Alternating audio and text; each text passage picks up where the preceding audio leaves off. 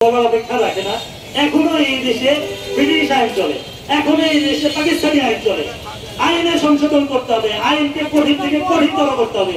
এরকম প্রকাশ্য হত্যাকাণ্ডের বিচার কেন দীর্ঘদিন ধরে ঝুলে থাকবে? দীর্ঘদিন ধরে ঝুলে রাখার কোনো অবকাশই নেই।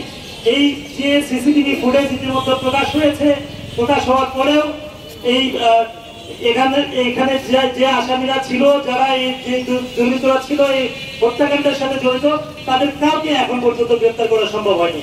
কেন হয়নি? আমরা বলবো যে এখানে আইন শৃঙ্খলা রক্ষাকারী বাহিনীর যথেষ্ট অবহেলার বিষয় আছে। এখানে তারা ব্যর্থতার পরিচয় দিয়েছে। অন্তর্বর্তীকালীন সরকার এত কিছু সংস্কার করছে, এরকম প্রকাশ্য হত্যাকাণ্ডের আইন সংস্কার কেন হচ্ছে না?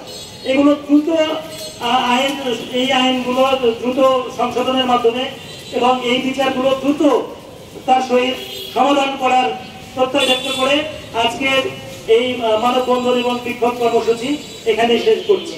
সবাইকে অসংখ্য ধন্যবাদ। আপনারা আমাদের এখানে এই